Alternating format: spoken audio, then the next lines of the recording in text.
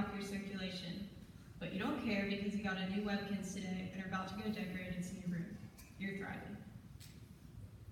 Meanwhile, just miles away, a girl the same age as you is sitting under the Calhoun Expressway Bridge with her mother, cold, hungry, exhausted, and just trying to stay safe. The Salvation Army shelter sent them outside at 8 a.m. after a night of trying to sleep surrounded by other homeless people. Clearly, watching TV shows, silly bands, and webkins are not in this girl's plans for the day. Now I'll take you back to a day I vividly remember from my childhood in 2008. I was in kindergarten, and my mom would drive my brother and me to our elementary school in downtown Augusta. We began to take note of a homeless man whom we passed sleeping under the awning of an abandoned office building on each drive to and from school. It became a habit of mine and my brother's to look for him every trip. As winter approached, we became very worried about the man being cold, so one morning we asked my mother if we could buy him a sleeping bag, and she happily agreed.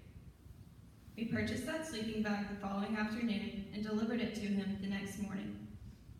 My brother and I were super excited to give him this gift, and the man was very grateful upon receiving it. I remember feeling very fulfilled after giving it to him, thinking that this sleeping bag would improve his quality of life and keep him safe at night while sleeping on the streets. We continued to pass him every day on the way to school, until one day, we didn't. He was gone. My brother and I were deeply saddened that he was gone, and we had so many questions. How could he just suddenly disappear overnight? Where was his sleeping bag? Where was he? Based on the 2019 Annual Homelessness Assessment Report to Congress, on any given night, more than 500,000 Americans experience homelessness. And in the past decade, the problem of homelessness has increasingly captured public attention. Homelessness is formally defined by the United States government as when a person, quote, lacks a fixed, regular, and adequate nighttime residence, and if they sleep in a shelter designated for temporary living accommodations or in places not designated for human habitation, end quote. So what sorts of people make up the homeless population in America? According to the Homeless Assessment Report to Congress in 2019, on any given night, nearly 568,000 people are experiencing homelessness, and more than 396,000 of these people are all on their own.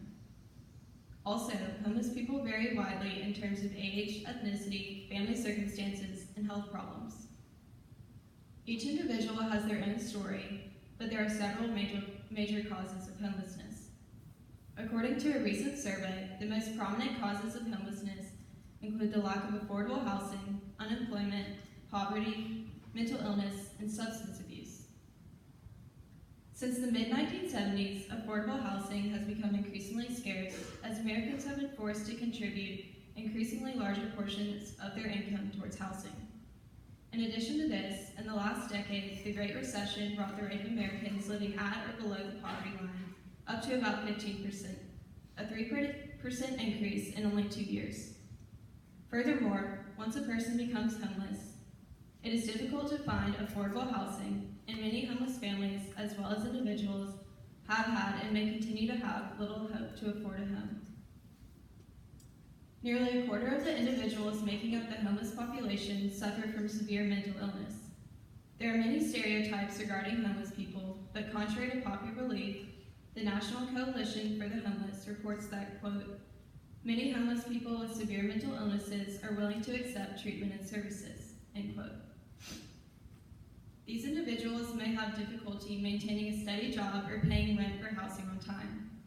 They also may have illogical thinking and or withdrawal, which makes it extremely difficult for a homeless person suffering from a mental illness to seek treatment on their own without the guidance of others. Moreover, the extreme stress, anxiety, loneliness, and sleep loss that come with homelessness only exacerbate mental and physical health problems, denoting the vicious cycle between homelessness and mental illness. Sadly, our nation's veterans make up a large portion of the homeless population. A significant number of veterans return from their military service with post-traumatic stress disorder, anxiety, and depression. These mental illnesses can lead to loss of ability to work, addiction, poverty, and ultimately, homelessness.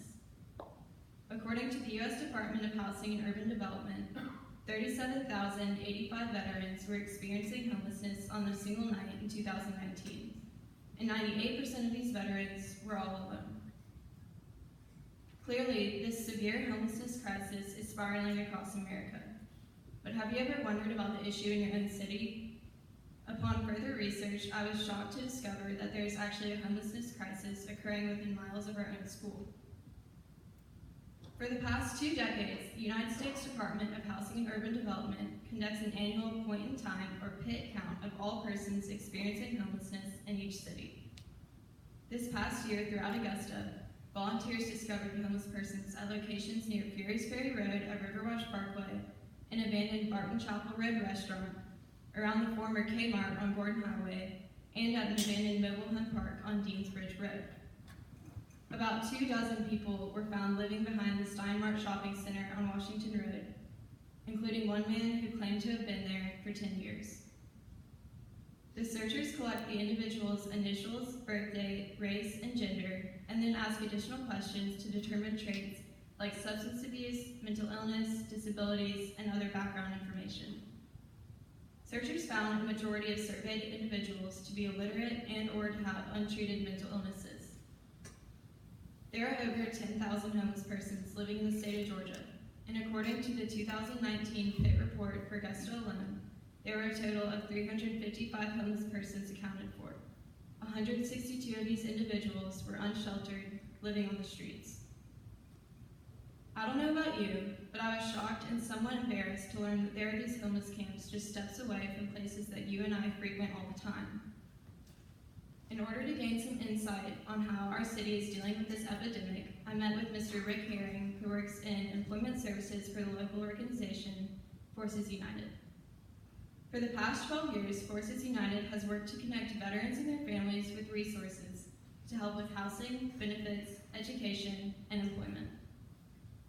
Mr. Herring informed me of 3 downtown shelters: the Salvation Army, Augusta Rescue Mission, and Garden City Rescue Mission. All 3 of these shelters provide a person a place to sleep as long as they are compliant with the rules, do not use drugs or alcohol, and maintain appropriate behavior. Thus, many people with addictions and mental illnesses are sent back to the streets. Mr. Herring also informed me of some other organizations in Augusta working to aid the homeless. Methodist Family Services is an agency that provides utility assistance, parent counseling, prescription assistance, and shelter to qualifying families with children under the age of 18. The Master's Table Soup Kitchen serves a hot lunch every day at 11 a.m. to those in need, with no paperwork required. A final example, there is a worship service held every Saturday under the Calhoun Expressway Bridge, downtown by Bridge Ministry, with a meal included. These organizations are always looking for volunteers and are vital in the effort to aid the many homeless persons in Augusta. Although there is no one cure, homelessness is a serious problem that needs to be addressed and one that I aspire to help solve. Colleges offer a variety of courses that can help address this situation, and I'm looking forward to the opportunity to study some of them. In my college career, I would like to enroll in a public policy course, studying sociology to learn about promoting access to health care and more affordable housing. In addition, I plan to major in psychology, in which I will learn about mental health and substance abuse. And I'm looking forward to the various servant leadership opportunities college campuses offer. After studying the issue of homelessness more deeply, I realize now that while it is lovely to provide a cold man with a sleeping bag, this is just a band-aid on a problem that is a major public health crisis in our country. I hope that listening to this speech today has provided you all with a better understanding about a very real problem in our country, and hopefully given you all a greater appreciation for the homes you return to every day. We do not always get what we want, but know that there are people that will never have what you and I have right now. And with that, I encourage you all to look around and appreciate what you have. Think positively, live your life to the fullest, and reach out and lift up others. Thank you.